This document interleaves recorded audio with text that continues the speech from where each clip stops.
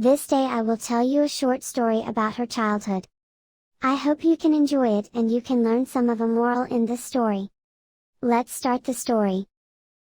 Once upon a time, in a small, peaceful village, lived a girl.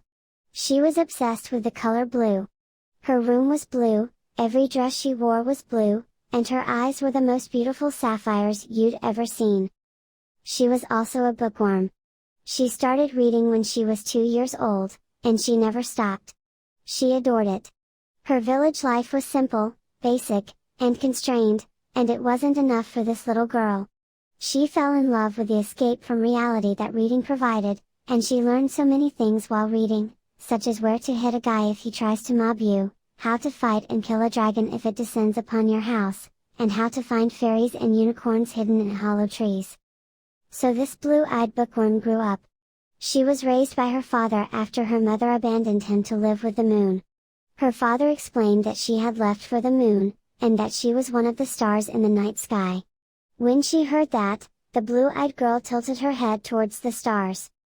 True, she played with her friends, but she was always the outsider in the group. More often than not, you'd find her in the meadows or fields, book in hand, gazing longingly out into the distance. She wished to escape the steady, and consistent village life. Her books taught her to dream, and to never accept limits, which she did. But, alas, she was not a fairy tale book character. She wanted to go exploring. So, while our blue-eyed girl was out in the fields reading a book, she noticed a swallowtail. Swallows are more of an autumn bird, so her attention was drawn to it. It was singing from its nest in a tree. And our blue-eyed beauty was smitten.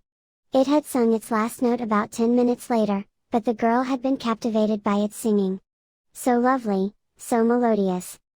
She dashed home to tell her father, as all young children want to share their childhood joys. And she came back the next day, and the next, and the next, and the next week to hear the song of the lovely swallowtail sitting in that nest. She spent her free time reading and staring out the window, daydreaming of a bigger world. Then she waited for the bird's sweet song one day, but it never came. She wished and read, but the bird did not sing. As the sun began to set, the befuddled and distressed girl climbed a nearby tree and sawed. She noticed bird eggs. Real bird eggs, not pretty birdsong singers. Our blue-eyed girl dashed back home to tell her father. She skipped school the next day, to await the return of the bird. She dared not read for fear of missing it.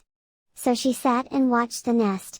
You've probably heard, as I have, that swallowtail birds abandon their eggs, as soon as they know they're ready to hatch.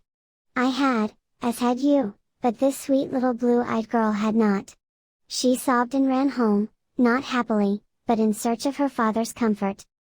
As she lay in bed that night, she clasped her hands, and made a promise to the full moon. She promised that she would never abandon those in need. She noticed the bird eggs, and imagined the bird flying away. Her father fell ill the next day. The blue-eyed girl was heartbroken. She stood by him, while the local doctor attended to him. She brought hot cups of water, towels, and medication from the doctor's bag. All this wondering, how am I going to leave town now? I promised to look after those who needed me. So she grew up in that small town with a routine life. 10 years later, she still loved books, and wished for more in her life, but her father was critically ill. But, because he was stable, in the doctor's words, she wasn't constantly concerned about him. You've already heard the rest. Her mother's name was Belle, and her father's name was Maurice. And she came across a beast. Thank you for listening my story, I hope you like it. Please show your support by click like and subscribe to this channel. And when you want another story to read, please comment below. My name Kak Aiko, see you on the next story.